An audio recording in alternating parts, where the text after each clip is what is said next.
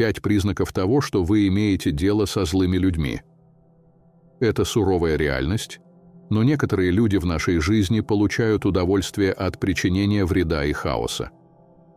Подумайте об этом. Вы можете проводить время, доверяя кому-то, только чтобы обнаружить, что они являются источником ваших бед. Сегодня мы погружаемся в тему, которая так же увлекательна, как и страшна. Распознавание признаков того, что вы имеете дело со злым человеком. Будь то коллега, друг или даже член семьи, эти люди могут быть мастерами обмана, скрывая свою истинную сущность за обаянием и харизмой. Сегодня мы не просто исследуем эту темную сторону человеческого поведения из любопытства. Понимание этих признаков может изменить вашу жизнь. Стоики верили в силу восприятия и важность жизни, руководствующейся разумом и добродетелью. Определяя и понимая эти токсичные черты, мы можем защитить наш душевный покой и культивировать более здоровые отношения, оставаясь верными стоическим принципам мудрости и самоконтроля. Оставайтесь с нами, пока мы раскрываем 5 явных признаков злого человека. К концу этого видео вы не только будете лучше подготовлены к тому, чтобы распознавать эти поведения, но и узнаете практические способы защиты своего психического здоровья и благополучия. И если вам нравится то, что мы здесь делаем, простая и бесплатная услуга, которую я попрошу вас оказать, это нажать кнопку подписки и не пропускать ни одной части видео. Вы не захотите пропустить наш специальный бонусный раздел, в котором я поделюсь эффективной стратегией установления твердых границ с этими людьми. Давайте вместе отправимся в это путешествие самосознания и стойкости. Когда мы говорим о людях, которые сначала кажутся обаятельными и харизматичными, важно помнить, что внешность может быть обманчива. Эти люди часто умеют оживлять комнату, заставляя всех вокруг чувствовать себя особенными и ценными. Они точно знают, что сказать, чтобы вы почувствовали, что нашли нового лучшего друга. На первый взгляд они кажутся идеальными людьми, остроумными, увлекательными и, казалось бы, заинтересованными в вашей жизни. Легко поддаться их обаянию, думая, что нашли кого-то действительно особенного, однако стоики учат нас смотреть глубже и искать истину через рациональное мышление и наблюдение. Со временем вы можете начать замечать небольшие трещины в их фасаде. Может быть, им всегда нужно быть в центре внимания, затмевая других в социальных ситуациях.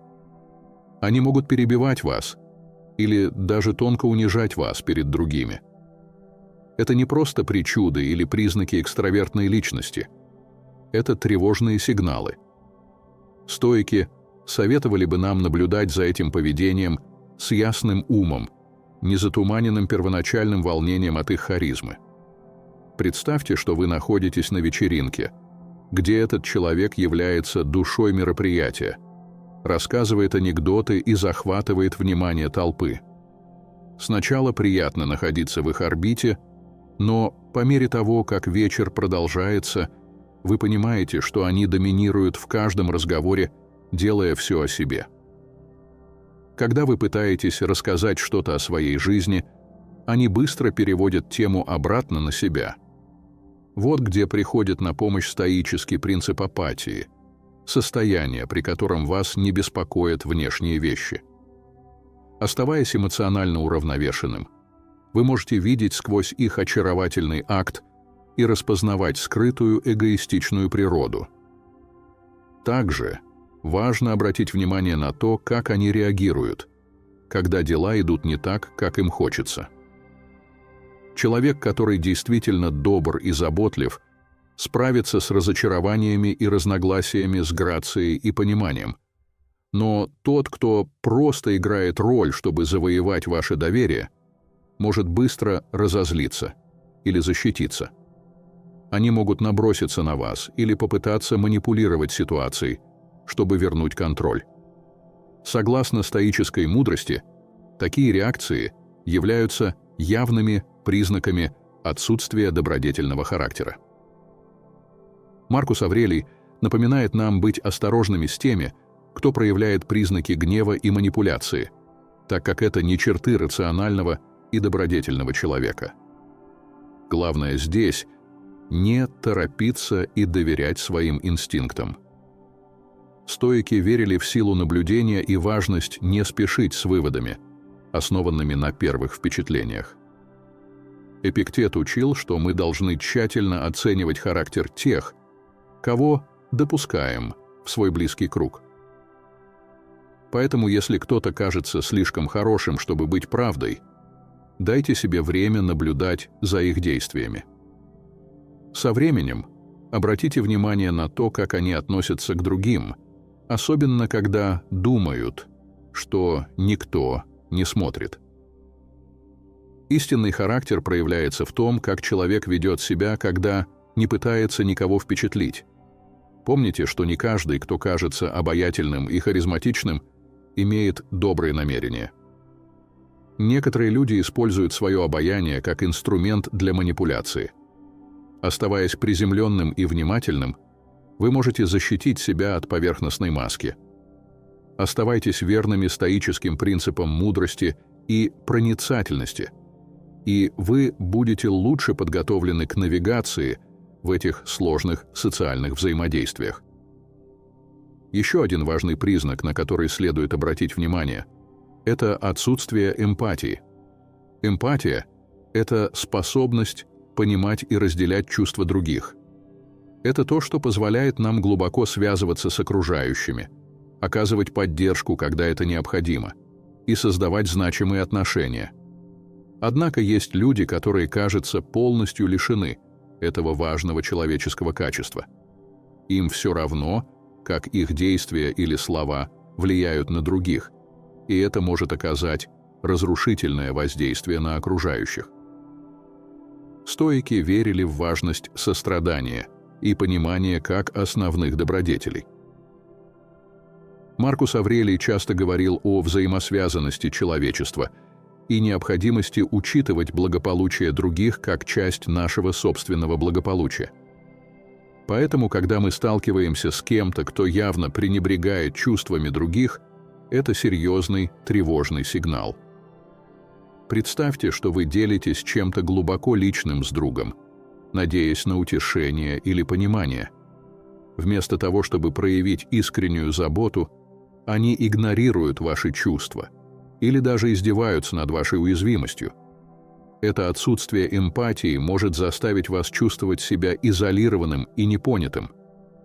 Речь идет не только о том, что они не поддерживают вас в трудные времена, но и о том, что они не разделяют вашу радость и не празднуют ваши успехи. Человек, которому не хватает эмпатии, не будет радоваться вашим достижениям. Он может даже подрывать их или присваивать себе заслуги. Такое поведение не ограничивается только личными отношениями.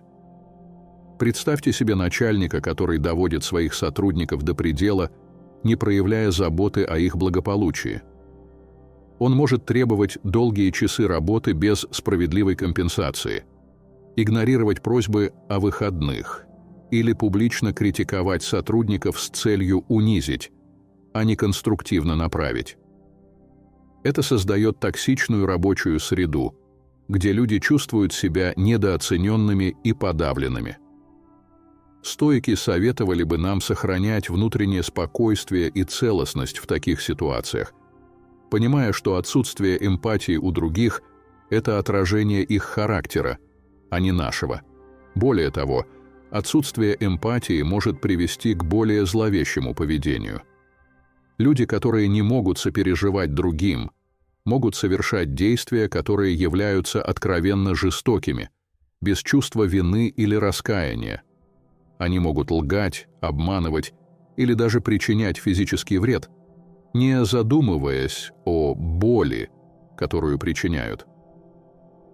Стоический философ Сенека подчеркивал важность доброты и справедливости учил, что наши действия всегда должны отражать нашу внутреннюю добродетель. Когда кому-то не хватает эмпатии, они фундаментально оторваны от этих ценностей. Отсутствие эмпатии также проявляется в мелких повседневных взаимодействиях. Например, вы можете заметить, что кто-то постоянно перебивает разговоры, чтобы говорить о себе, мало интересуется тем, что говорят другие, или не предлагает помощь, когда это явно необходимо. Эти мелочи могут показаться незначительными на первый взгляд, но они складываются в модель поведения, которая раскрывает более глубокую проблему. Стоики напомнили бы нам быть наблюдательными и проницательными, понимая, что эти мелкие признаки указывают на истинный характер человека.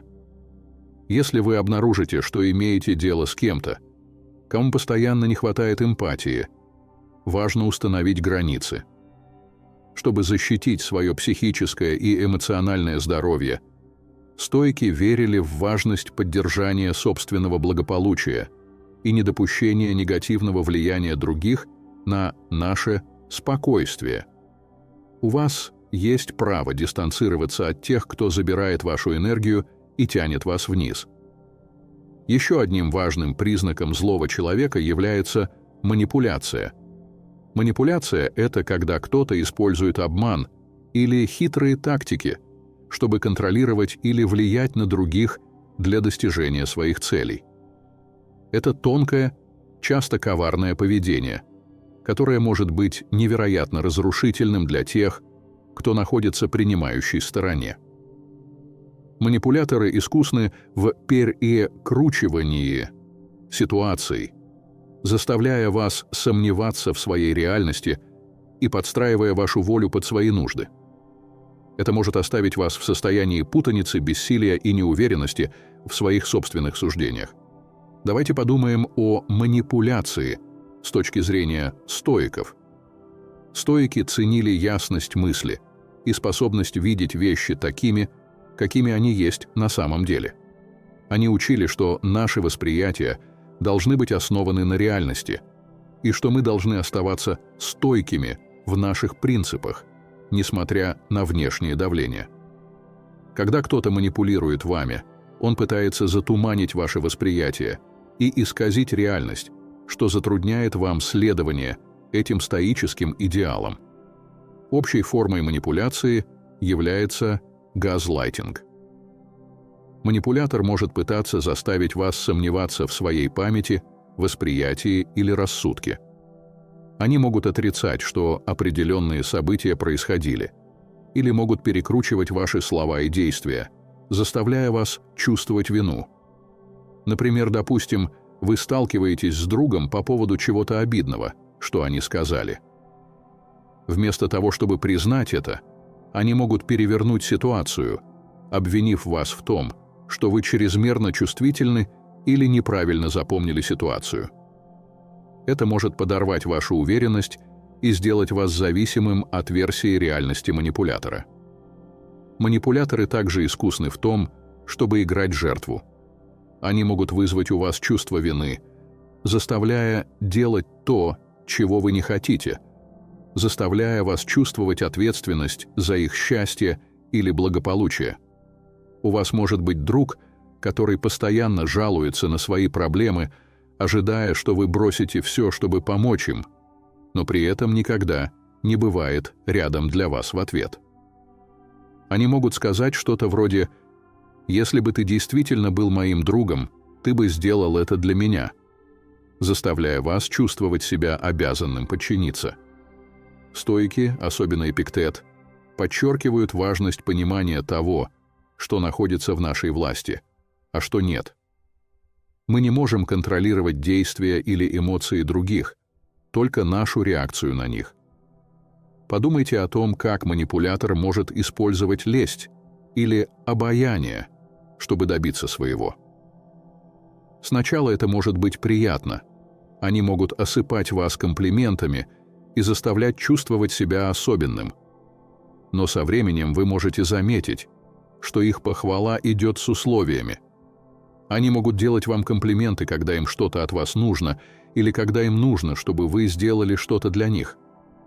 Это может заставить вас почувствовать, что вы им что-то должны или что вам нужно соответствовать их ожиданиям, чтобы сохранить их одобрение. Стоики напомнят нам, что истинная добродетель и самооценка приходят изнутри, а не от мимолетного одобрения других. Манипуляция также может принимать форму изоляции. Манипулятор может попытаться отдалить вас от ваших друзей и семьи, делая вас более зависимым от них. Они могут сказать что-то вроде «твои друзья на самом деле не заботятся о тебе» или «твоя семья не понимает тебя так, как я». Эта тактика облегчает им контроль над вами, потому что вы становитесь более зависимыми от них в плане поддержки и валидации. Стоики верили в поддержание крепких и поддерживающих отношений с другими, признавая, что мы социальные существа, которые процветают в сообществе. Изоляция противоречит этим принципам, так как ослабляет нашу сеть поддержки и делает нас более уязвимыми к манипуляции. Финансовая манипуляция – это еще одна тактика, используемая злыми людьми. Они могут занимать деньги и никогда не возвращать их или контролировать ваши финансы, чтобы ограничить вашу независимость. Например, партнер может настаивать на том, чтобы управлять всеми финансами в отношениях, заставляя вас просить разрешения на любые траты. Этот контроль над финансами может затруднить вам выход из отношений или утверждение своей независимости. Стоики будут поощрять нас стремиться к самодостаточности и независимости, обеспечивая, чтобы мы не были чрезмерно подвержены влиянию или контролю со стороны других. Признать манипуляцию за то, что она есть, может быть сложно, особенно когда вы заботитесь о вовлеченном человеке. Стоики учат нас быть бдительными и разборчивыми, видеть вещи ясно и действовать с интегрити. Если вы подозреваете, что кто-то манипулирует вами, сделайте шаг назад и оцените ситуацию объективно. Приоритизируют ли они постоянно свои нужды над вашими? Заставляют ли они вас чувствовать вину или неуверенность в себе? Пытаются ли они контролировать аспекты вашей жизни или изолировать вас от других? Важно установить четкие границы с манипуляторами и стоять на своем. Общайтесь четко и настойчиво о том, что вы будете и не будете терпеть. Помните, что у вас есть право на свои мысли, чувства и действия. Стоики напоминают нам, что хотя мы не можем контролировать поведение других, мы можем контролировать то, как мы реагируем. Поддерживая нашу внутреннюю силу и ясность, мы можем защитить себя от вредных последствий манипуляции и оставаться верными своим ценностям. Одним из наиболее очевидных признаков злого человека является контролирующее поведение. Это выходит за рамки простых предпочтений или причуд. Это о том, кто стремится доминировать над каждым аспектом вашей жизни, оставляя мало места для вашей автономии и решений. Контролирующие личности часто маскируют свое поведение под заботу или внимание, но на самом деле это связано с властью и контролем. Стоики, которые ценили личную свободу и самоконтроль, рассматривали это поведение как принципиально противоречащее жизни добродетельного человека. Контролирующее поведение может проявляться по-разному. Например, у вас может быть друг, который настаивает на том, чтобы всегда выбирать, куда вы пойдете и что будете делать вместе. Хотя это может показаться безобидным в начале, со временем вы начинаете осознавать, что ваши предпочтения и мнения постоянно игнорируются или отменяются. Они могут сказать что-то вроде «Я знаю, что для нас лучше» или «Тебе будет веселей, если ты просто послушаешь меня». Это не о совместном принятии решений, а о том, чтобы один человек навязывал свою волю другому. В отношениях контролирующее поведение может стать еще более опасным. Партнер может следить за вашим местонахождением требовать постоянных обновлений о ваших действиях и даже диктовать, с кем вы можете общаться, а с кем нет. Они могут просматривать ваш телефон, проверять ваши сообщения или настаивать на том, чтобы вы сообщили им все свои пароли. Этот вид наблюдения и микроменеджмента может заставить вас чувствовать себя в ловушке и испытывать тревогу, постоянно шагая по тонкому льду, чтобы избежать конфликта. Стоики, особенно Эпиктет, подчеркивают важность поддержания своей внутренней свободы и автономии, независимо от внешних давлений. Контроль также может проявляться в виде финансовой манипуляции. Контролирующий партнер или член семьи могут взять на себя все финансовые решения, раздавая деньги по своему усмотрению и удерживая вас в финансовой зависимости от них. Они могут сказать: «Я управляю деньгами, потому что ты не разбираешься в финансах». Или «Проще, если я просто все сделаю».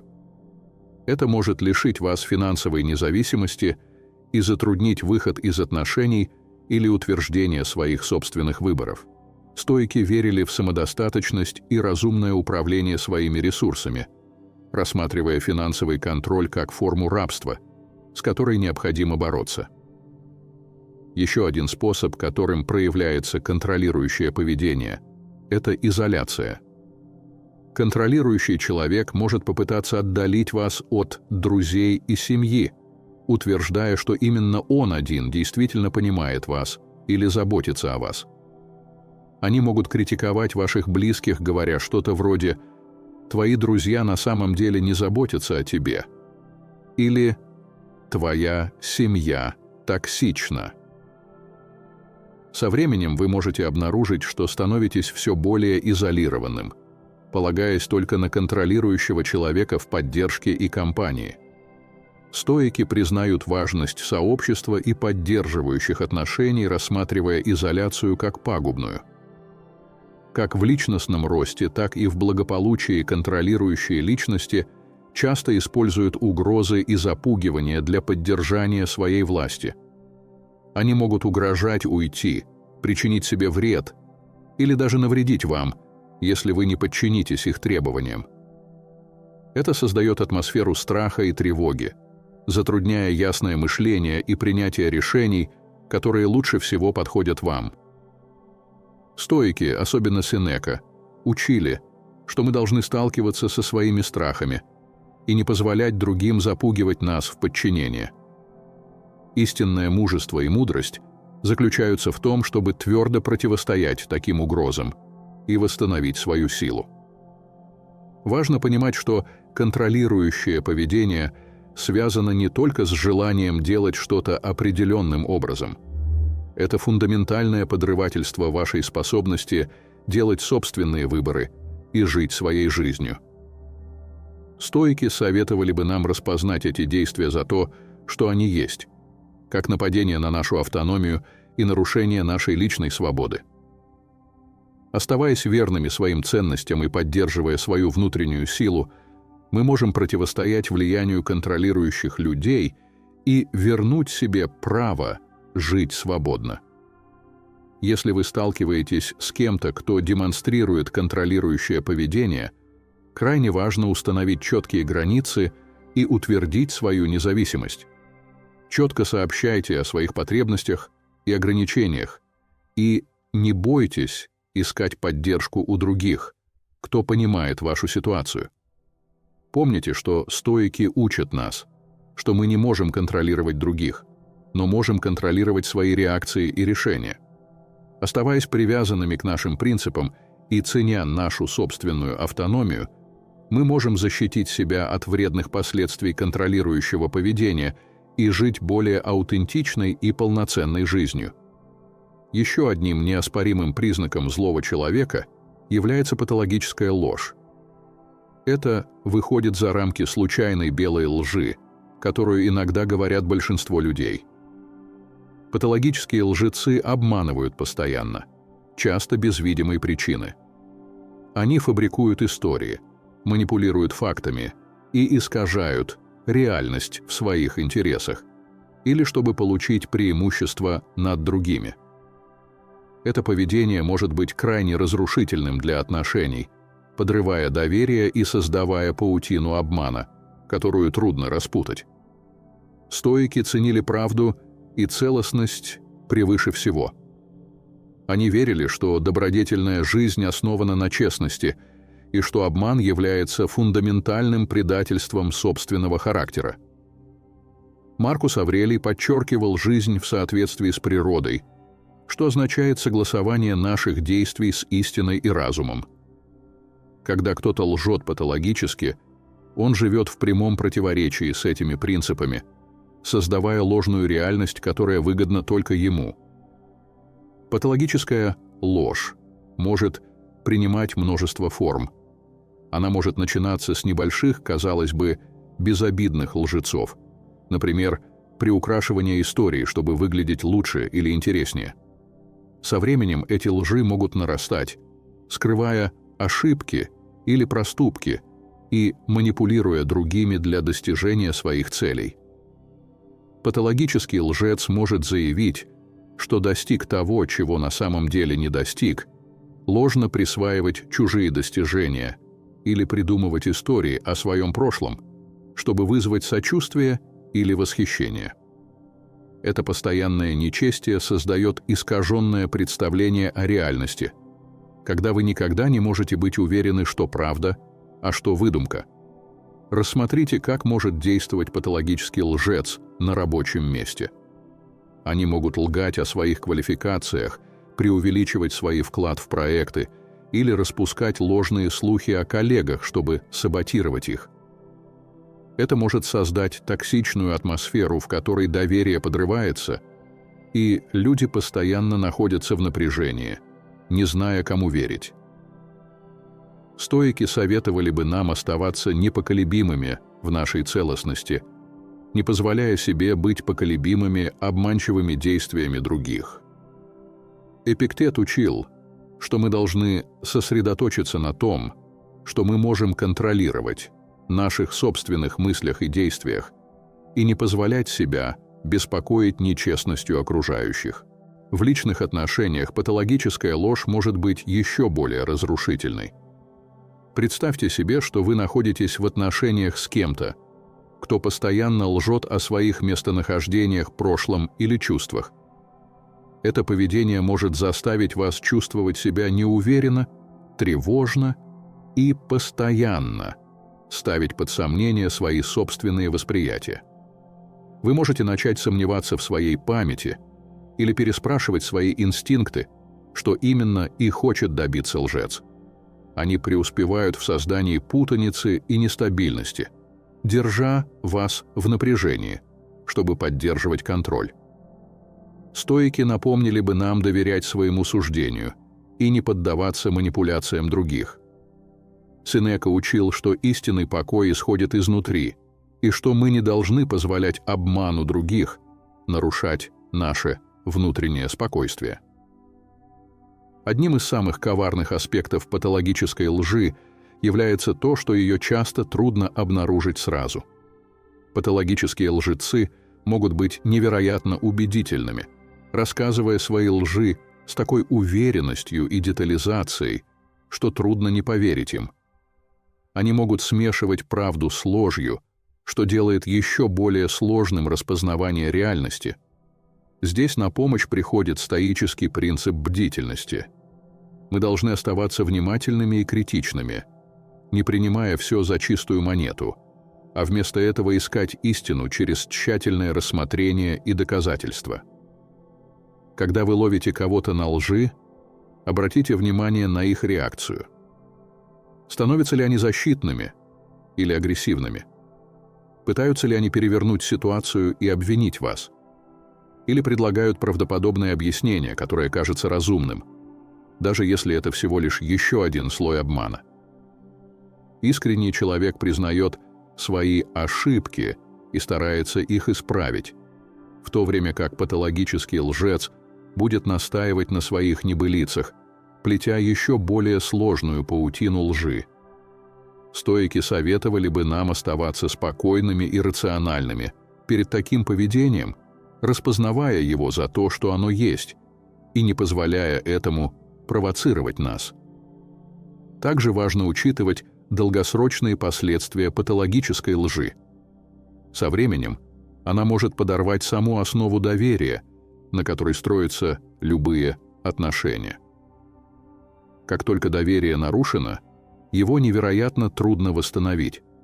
Вы можете постоянно испытывать недоверие, всегда задаваясь вопросом, не обманывают ли вас снова. Это может привести к токсичному циклу недоверия и обиды. Стоики верили в важность построения крепких и честных отношений, основанных на взаимном уважении и понимании. Когда вы имеете дело с патологическим лжецом, вам нужно решить, стоит ли пытаться восстановить это доверие или здоровее дистанцироваться от их токсичного влияния. Если вы оказались в ситуации с патологическим лжецом, крайне важно установить четкие границы и защитить свое психическое и эмоциональное благополучие. Стоики советовали бы нам оставаться верными своим ценностям и принципам, не позволяя себе быть втянутыми в обман других. Будьте ясны в том, что вы будете и не будете терпеть, и не бойтесь уйти из отношений или ситуации, построенной на лжи. Помните, что ваше душевное спокойствие и целостность важнее, чем поддержание связи с кем-то, кто постоянно обманывает вас. Теперь как вы можете защитить себя от этих вредных поведений, сохраняя при этом свой покой и целостность? Установление границ – это один из самых важных навыков, которые вы можете развить при общении с трудными или токсичными людьми. Границы определяют, что вы будете и не будете принимать в своих отношениях, и они необходимы для защиты вашего психического, эмоционального и даже физического благополучия. Стоики, которые подчеркивают важность личной целостности и внутреннего покоя, рассматривали бы установление границ как основную практику для поддержания добродетельной и спокойной жизни. Прежде всего важно понять, что установление границ – это не жесткость или нечестность, а уважение к себе и обеспечение того, чтобы другие также уважали вас. Стоики верили в важность самоуважения и жизни в гармонии с нашей истинной природой. Устанавливая четкие границы, вы не только защищаете себя, но и способствуете более здоровым взаимодействиям с другими. Когда дело доходит до установления границ, ясность имеет ключевое значение. Вам нужно быть конкретным в том, какие действия вы не будете терпеть, и четко и уверенно сообщать об этом. Например, если у вас есть друг, который часто принижает вас или унижает, вы можете сказать: «Я ценю нашу дружбу, но я не потерплю неуважительного обращения со стороны. Если это продолжится, мне придется дистанцироваться».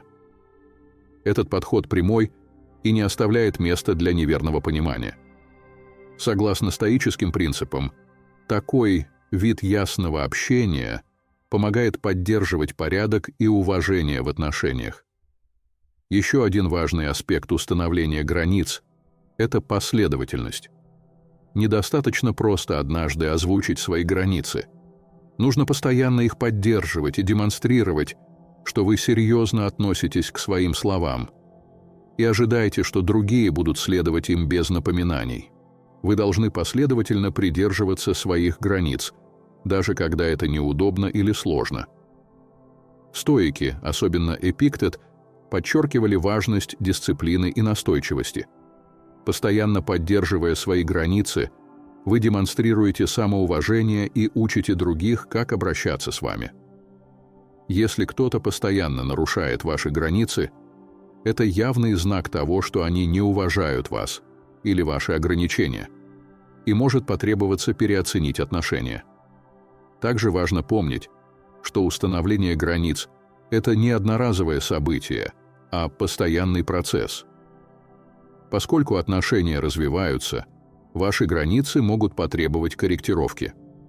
Например, в рабочей обстановке вам может понадобиться установить границы вокруг вашей доступности и нагрузки, чтобы избежать выгорания. Вы можете сказать коллеге или начальнику: «Я рад помочь с этим проектом, но я не могу взять на себя дополнительные задачи сверх моих текущих обязанностей». Стоики советовали бы нам сбалансировать наши обязанности и не переутомляться в ущерб своему благополучию. Одним из самых сложных аспектов установления границ является необходимость справляться с сопротивлением или негативной реакцией, которую вы можете столкнуться.